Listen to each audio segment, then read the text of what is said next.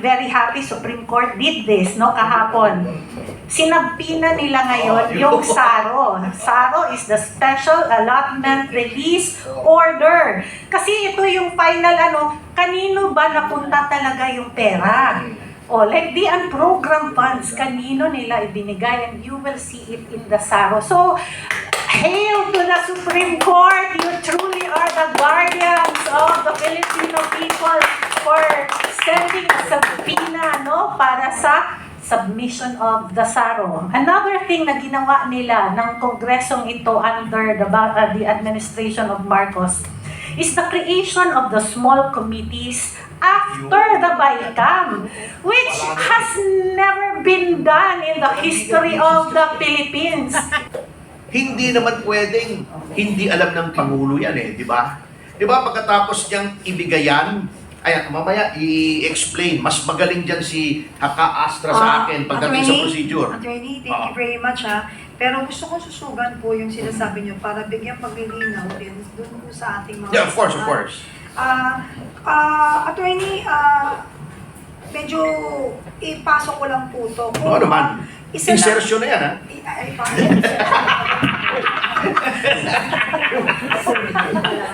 Attorney, kung isa lang po ba ang dapat maintindihan ng publiko ngayon, itong mainit na usapin, ako po yung magtatanong sa inyo, kung isa lang ang dapat nating tutukan at maintindihan ng sambayanang Pilipino, o sabihin na nating publiko, ano yun?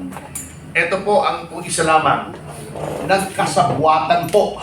Nagkasabwatan ang lehislatura at ang Pangulo upang maging posible ang pagnanakaw ng daan-daang bilyon kung hindi trilyon sa ating budget. Bakit ito sinabi yan? And I was getting to that, kung kasi po hindi pwedeng alam ng Pangulo to. Di ba, ang yabang pa niya, sinabi niya, uy, binasa ko lahat yan, 4,000 pahina ba yun? Di ba? Ewan ko kung paano niya nabasa yun, ang haba noon, siguro hindi siya nakakatulog. Ewan natin kung ba't hindi nakakatulog, Anyway, binasa daw niya. So nakita niya na mali yung ginawa ng legislature. Nonetheless, he signed it into law. So, he cannot escape liability. Hindi niya pwedeng sabihin ngayon, hindi ko alam yan Nabudol ako Kalokohan po yun. Halatang halata po kasi meron siyang budget secretary. Meron siyang mga department secretaries na tinitingnan kung yung mga request nila na ilagay sa budget ay natupad o hindi. Pero, hindi ba siya in-advise noon? Kung hindi ka in-advise noon, itanggalin mo na lahat yun. Incompetent lahat yun. Bakit hanggang ngayon? They are in the good graces of the President. Diba? Attorney, nasabi niyo po kanina na sinabi po ng sinasabi niyo, binanggit niyo na tao na 4,000 pages pala yun. Diba? 4,000 ba? Yung GAA? GAA, tapos ilang volumes pa yan. Saglit Para hindi tayo marihis, we need to stick with the issue. Napaka-galing pala niya. Ang galing niya, kahanga-hanga, pero ang gusto ko po talagang ipatapat doon po sa mga nalalaman natin lahat ngayon. Ano yung sinasabi po ng Constitution tungkol sa national budget process? Ayan ang ipapaliwanag ni Kayo Yusek muna, Astra. kayo muna. Hindi kasi po, May sarili po yan mamaya si Casa. ganito yan, hindi na ako pupunta sa details para hindi na kayo Bigyan mo lang sila ng isang magupit.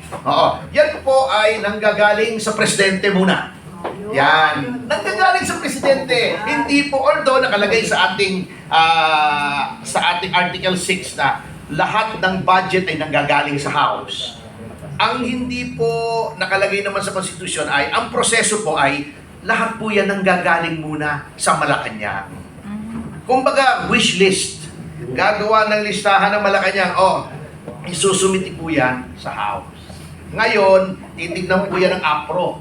Appropriations Committee, pakakalaling APRO yung mataas yung buhok May Committee on Appropriations yan. Yan po, titignan yan, nagba-budget hearing yan. Diba? Halimbawa, Department of Health, merong request na 200 billion. Secretary, defend your budget. Yes. Bakit ganito? Isasabihin niya, kasi po, importante ito, importante yan. Then, more often than not, nagkakaroon ng mga revisions. Ito lang, ganito lang, ito, tanggalin natin dito, ito wag na, ito dagdagan natin. And so on and so forth. So, attorney, you mean to say, para yung pagkain, hinihimay-himay sa Hinihimay bawat dapat isa. yan. Yan ang role Yun. talaga. Of course, ang role ng legislature is making laws. GAA is a law. Yeah. A General Appropriations Act yan Act of Congress yan. At yan talaga ang constitutional mission, the most important constitutional mission of the legislature is to guard the public fund. Yes. Yan, na hindi maabuso. Magkaroon ng tamang Yan. paghahati-hati. Pagkatapos niyan, gagawin yung GAA, di ba? To make a long story short, marami yan. Maraming rikutitos yan. Dadaan pa yan sa Senado, doon nagkaroon din daw ng insertion, yun ang aligasyon. Then, pagkatapos niyan, reconcile na yung version ng Senate sa kanang House, kaya nga meron yung trabaho mo dati, di ba? Yun yun eh. Presidential Kaya Oo, nga, to reconcile. attorney, tulad ng sinabi ninyo, no? I think now is the turn of our Yan. former USEC Astra kasi po, dati po siya official that she is aware, siya po yung talagang isa sa nag-accuse dito. Anyway, tapusin ko lang. No? Pag reconcile na yan, ito na yung final version. Tcharan! Yun. Aakyat na yan sa Pangulo. Titignan ng Pangulo. Pag sinabi ng Pangulo, hindi naman maganda ito eh. Hindi tama ito. Hindi ko pipirmahan ito. Ano po? Reenacted. Ano sabi niyo? Pag sinabi ng Pangulo, ano? Pangulo. We need to be, dapat makakapilaw po yung pagsasalita natin. Kasi, At sinabi niya, hindi okay ito. Hindi ko pipirmahan yan. Kasi Hoda, reenacted yung dating budget para hindi naman ma-paralyze ang gobyerno. Pero pag pinirmahan mo yan, ito ang ibig sabihin niya. Number one, nabasa mo. Di ba parang kontrata yan eh. Nabasa mo, number one, ayon ka sa lahat ng nakalagay doon. Kung may insertion yan, kung may illegal dyan, kung may palpak dyan, kung may kurakot dyan, o possibility ng kurakot, hindi ka pwedeng hindi mag-report. So yun po. attorney, wait lang. Bago natin ibigay yung tanong natin sa yung bola kay Ka-Astra, sa tingin niyo po ba yung sinasabi ninyong step-by-step procedure, nagawa kaya yan? Nagawa yan, kanya lang, na-corrupt. Yung mga procedures na yan were designed specifically to prevent ng anomalya. Kaya nga may ganyan eh. Ang ginawa nila, they converted it from a safeguard into a process that enables corruption. Yun ang mabigat doon. Kaya nga, tayo ay nasa hukuman ngayon. So, for the details, I will have to concede na mas magaling dyan. Sa tingin ko talaga it's time na, okay, thank you very much for your Thank you. information, attorney. And this time, no, I think sa akin, no, sa practical na pananaw, gaano kahalaga ang GAA sa araw-araw ng operasyon or pagkilos ng gobyerno. And I'll give the floor to our former USEC Astrobel Naik bilang official po ng PLLO at Department of Energy. And of course, gusto ko pong bigyan ng paglilinaw ang lahat po ng ating mga kasamahan at nanonood sa ating pong live podcast that she is totally sure na sure ako that she is invited today. Astra, I'll give you the floor. From the Pambansang Uninvited. Anyway, alam nyo, may sinabi kasi kanina si Attorney Topacio, no? Guardians of the purse. I-versus ko lang to the power of the purse. Under the 1987 Constitution, the power of the purse actually belongs to the office of the President. Kasi saan ba nagsisimula ang budget? It's from the office of the President through the submission of the NEP or the National Expenditure Program. Paano ba ginagawa ang National Expenditure Program? Ito ay supposed to be a product of all the consultations of the Department of Budget with the different regional offices, the regional development councils, no, ng Pilipinas. At mula doon sa mga lokal na pamahalaan kung ano ang kanilang mga pangangailangan na sinubmit nila doon sa RDCs, at ito naman ay sinasubmit sa DBM para madiskusyonan ano ang tunay na pangangailangan ng mga mamamayang Pilipino. In my 2 decades of experience in government, almost 15 years akong staff ng Senado before I joined the executive department. At ang unang assignment ko kay Tatay Digong was Assistant Secretary of the Presidential Legislative Liaison Office. At alam niyo ba na ang PLLO ay tinanggal na ngayon ng Malacanang? And you wonder why? When in fact, the PLLO plays a very important role in the legislative process kasi sila yung supposed to be nagtatahi ng lahat ng mga kakulangan between the legislative and the executive para maipasa not only the GAA but all other laws and bills na kailangan ipasa. Ngayon, in-under nila ang PLLO sa executive secretary. So doon na dinagdagan nila ngayon ng trabaho ang ES to control. So kaya nga yung sinabi mo na may kuntsabahan, I believe this is also one of the things that they did para mas maging polido ang kanilang kuntsabahan, di ba? So from the NEP, ito ngayon ay sinasubmit preferably during the SONA. Si Tatay Digong ginawa niya yan dati. Hindi siya pumaltos na sinasubmit niya during the SONA yung NEP. Sa panahon ni President Marcos, there's a time na hindi sinabay sa NEP ang sa SONA ang pag-submit. Ngayon, after that, sinabi ni Attorney Topacio kanina, nagkakaroon ng discussion first in the House of Representatives. Kasi sila yung mauuna bago yung Senado. Basta sa appropriations, dinidiscuss. Tinatawag ngayon ang lahat ng mga sekretaryo ng different departments para depensahan ang budget. Kung titingnan nyo yung difference between the unprogrammed funds ng panahon ni Marcos, magkano yung naidagdag na nilagay nila sa unprogrammed funds?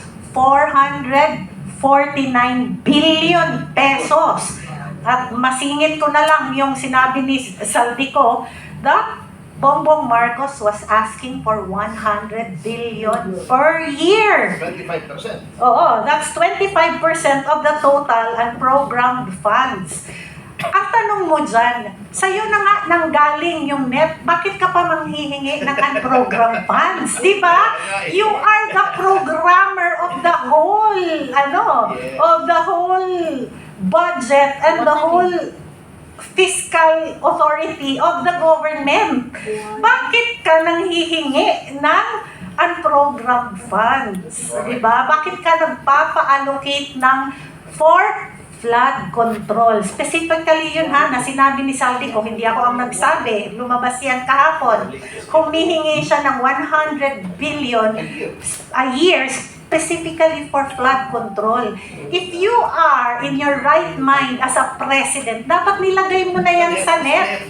Diba? Meron ka palang programa for flood control, bakit mo isasubmit after the submission of the NEP? It's so preposterous for a president. Kaya sinasabi namin, you do not know what is your task as a president of the Republic of the Philippines because the power of the purse belongs to you. Why? You are the first proponent of the whole budget and you are the approving officer of the whole budget. So bakit ka in between your proposal and your approval of the final budget mag-i-insert? Because dito sa insertion nangyayari ang padrino system. Diba? Naglalakad ngayon yung mga nagpapadrino, speaker, pwede bang dagdagan nyo kami? Kasi ganito, ganyan. Oo.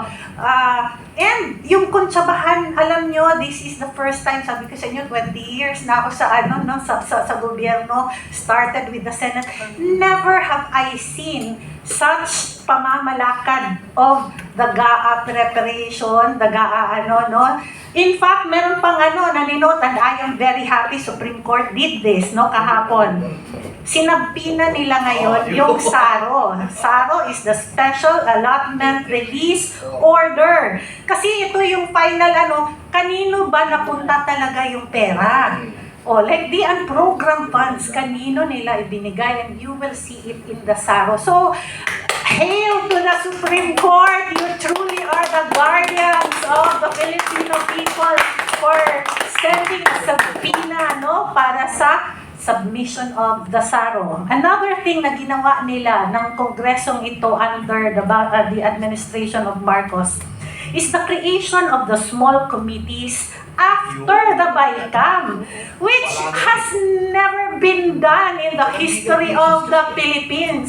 And yes, di ba, attorney, it does not have a legal basis. And ang sabi sa atin ng ating mga kaibigan, in the small committee sessions, laging present si Secretary Pangandaman, which tells us na yung ano pang nangyari nila sa small committee report, doon sila di ba? Kasi naalala nyo na may mga blank pages. There were blank pages doon sa BICAM report.